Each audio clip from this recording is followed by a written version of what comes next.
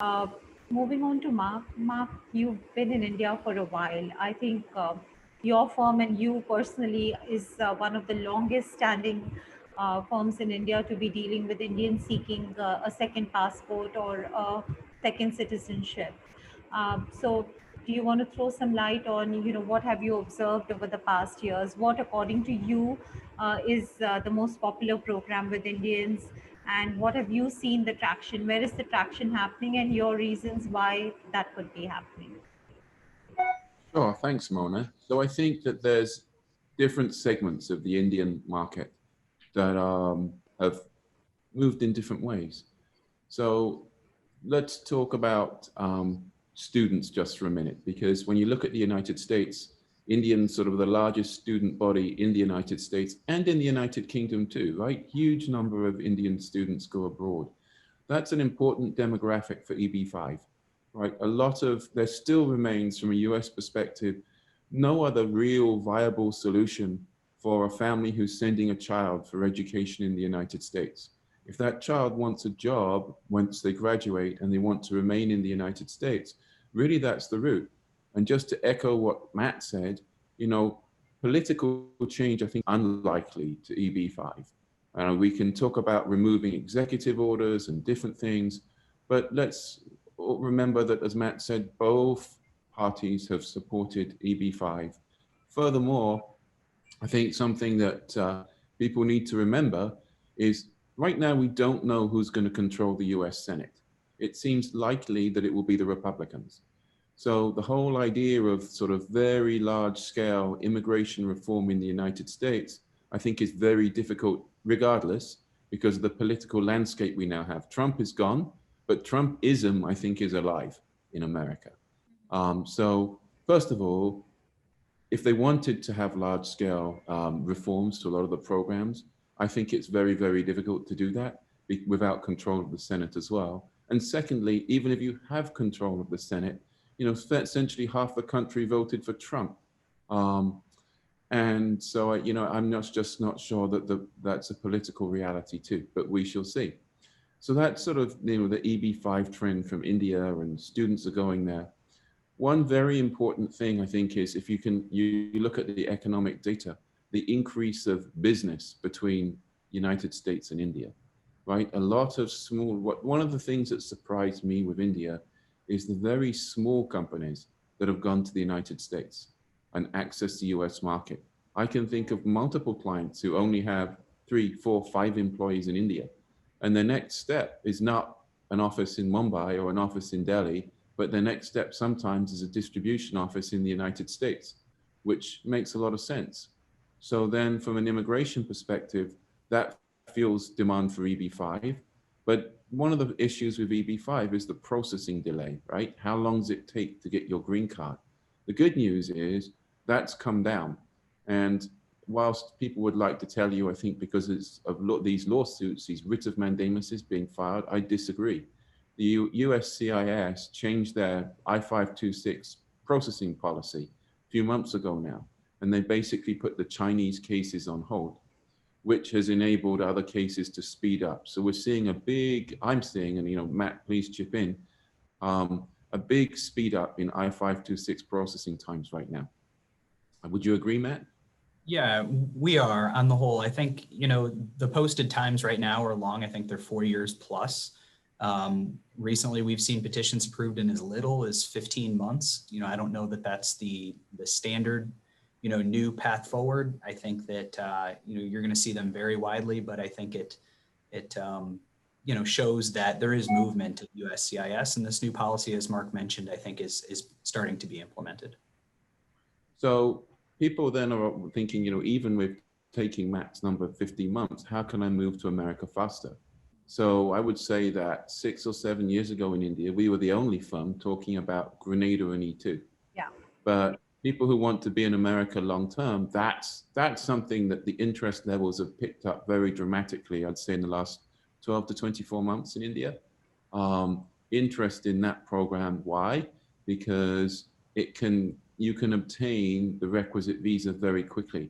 Unlike an L1 visa, it doesn't require that you have operations outside the United States, a company in India.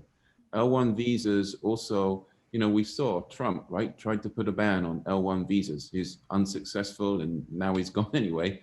But he's unable to touch the E2 visa. So I would say rising interest in those areas. And, I'm on record as saying from US perspective, I don't see that as competition to EB5. I see the two things sort of for a lot of people working together. And we certainly have clients who have done both.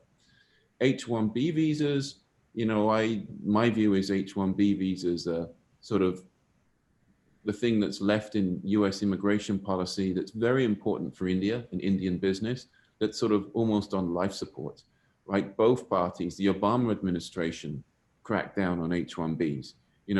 Trump really tried to get rid of H1B completely and was unsuccessful. But I think I think that the H1B visa will be continued. And that's the workhorse really of taking working Indians from India to the United States. So I think we need a replacement for the H1B visa. The H1B visa is an anachronism, and I think it's going to continue to get sort of harder. I will say we've seen, we have an office in London, as you know, Mona. Yeah. I will say that we've seen a pickup in interest in the UK, across Asia, really. And that was surprising to me, given Brexit, but given other things going on. But definitely we've seen an increase in inquiries in the UK, both India and across Asia. Then you asked about Indians. The surprise for me of 2019, which was something that Jules was talking about, is really because of COVID. I ended up spending a lot of time in Vietnam in our office in Hanoi, and in Ho Chi Minh City, and we opened an office in Hanoi. And the thing that was a surprise to me is a number of our Indian clients who reached out saying they wanted to open a business in Vietnam, Yeah. or they were interested in investing in the Vietnam market, as you know, Mona. Yeah. And we really didn't do any promotional advertising around that. It just sort of happened. So I could talk about why and about the war with, China-India borders and all kinds of things, but, I don't want to monopolize things. And so you asked about general trends, and, Vietnam's come from nowhere in India. No one ever asked me about Vietnam, but certainly this year, Indian businessmen have asked, how do I establish in Vietnam? How do I do that? Is that a helpful synopsis? Yes, that is, Mark. Thank you indeed. That is a very helpful synopsis. My only one question to both Matt and you, because you've been addressing the whole EB5 thing, is uh, what I've observed with my set of clients, Mark, and is that they are looking for. So you mentioned that there are two aspects of Indians that look for, a second citizenship. So for the US, we have a large student body, which obviously for them EB5 makes the most sense because they all want to stay in America and do a job, you know. But there's a whole other section of our clientele who's primarily wanting to settle down in the US. They have enough money in India, but they want to run a business in the US. And I think for me, my experience has been that the E2 is really gaining popularity with that set of audience, because you're absolutely right that even a small business owner today feels it's more cost effective and cheaper and easier to take E2 via Grenada or Turkey or one of the other countries, and legitimately establish a business in the US, live there, and correct me if I'm wrong, Mark, but E2 is the only visa, E2 is one of the visas that allows the business owner's spouse to also take up a job in the US, which is not a facility that other visas available to Indians offer. Oh, So is that a very very I feel that that's a deal maker in some cases for the clients, where they feel that the principal applicant will run his or her business and the spouse can also work there. So, what do you feel about this? well, I think what you just said is true, Mona. However, remember that the L1 visa allows that too. The L1 visa is just a much harder visa. It's to be blunt, if it wasn't for the fact that India's not an E2 country, so as you said, you have to go through Grenada or Turkey. I think the L1 visa applications would get absolutely hammered by E2. Because E2 and L1 both allow the spouse to work, but L1 has a lot more, it's a lot trickier visa to get, and it's got maximum validity of 7. I won't get into the details of the differences, but E2 is a much easier visa. And then the other point with EB5 is you can what I call jumbo. That means that the same 900, you can start an E2 business and you can grow it over time. And you can use that same investment to leverage up to EB5. So for a lot of clients, right, they're thinking about, do I want to do that? I want to be in America immediately, as you said, start a business. So you can do that. You can leverage the E2. Next question is, I want to get a green card. And then it's up to the client. They can take that business and grow it, and they can do what we call direct EB5, but that can take years. And you're taking a risk on job creation and different factors in your own business. People who want to be safe still go to someone like Matt. So we definitely have E2 clients who want to be more secure in their green card, and are willing to sort of pay the extra money, and then they get the best of both worlds.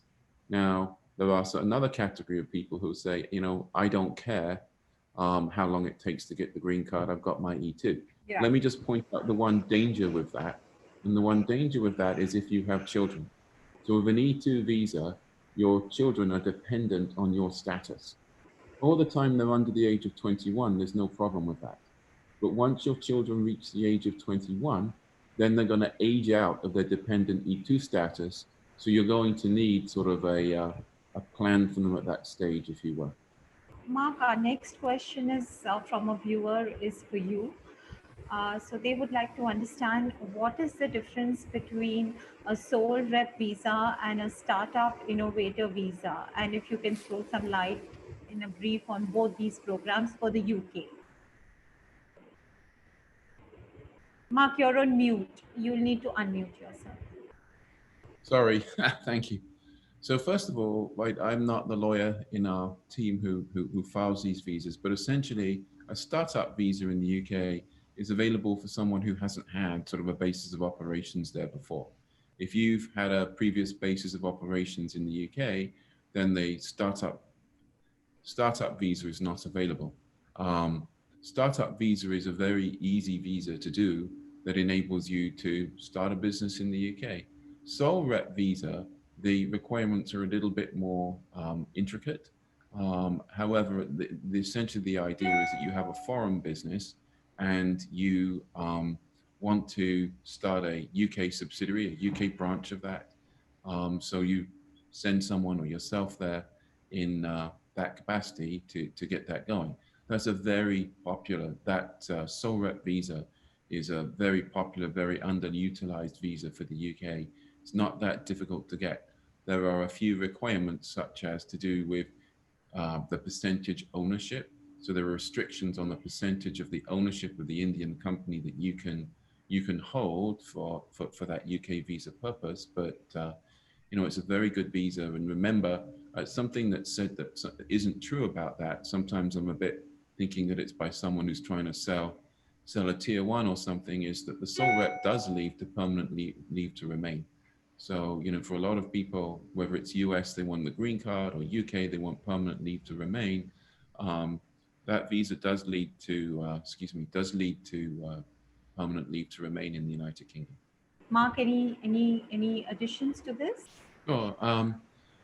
Matt's talking about once you have your I-526 approval, and you're in the US, just remember that there are other solutions that you can add to the EB5, whereby you can come to America immediately and wait in America for your I-526 approved. One extra slight little wrinkle on these numbers that are posted by USCIS on their website, a couple of things to realize. Two things really. One, if you read what it actually says on their website, that lower standard number, USCIS changed the way they report those numbers a few months ago too. So that lower band number, they're saying 50% of cases approved faster than that lower band number. So when you're talking about sort of the faster of the processing times, they're saying 50% of EB5 cases approved faster than that. Now, remember a couple of things. Direct EB5 cases, which are ones where people file in their own business, not through a regional center, in our experience, always take longer. So that data set includes direct EB5 cases. So it's going to be a little higher. I agree with Matt, what Matt said, that we just empirically, there's no data to support what I'm about to say, but if you just look at it from my experience, the processing times for cases filed by major regional centers, of which there are 3 or 4, like, that are very stable, very long-term, have good projects, seem to be faster. The reason for that might be that they have adjudicators we know assigned to those particular regional centers, but it, just seems to be a fact. The third thing is that data set is almost an anachronism. And the reason for that is because it was a very big thing when USCIS put a hold on Chinese processing. So even though they broke out the data for Chinese and rest of the world cases effectively on that data set, if you think about it, the age of those cases is still averaging from a time when they were included with the Chinese cases. So if you file a case today, I think that that number's not that helpful because it's an average that was calculated using a data set which included 1, direct cases, and 2, all of the Chinese cases, and those things are not relevant to your case. So again, no one is going to responsibly say, oh, your case is going to take less than 12 months. That's not going to happen. However, I just think that these data sets where people say it's, the standard range is X to Y, or it's going to take between this and that. Just remember what they say on their website, that the lower number cases, 50% of them take less than that. And the higher number, 90% of cases take less than that. Yeah. And that was a change on their website recently too. So just worth thinking about. And then even if you do get stuck, there are some other solutions that can bring you to the United States faster as well.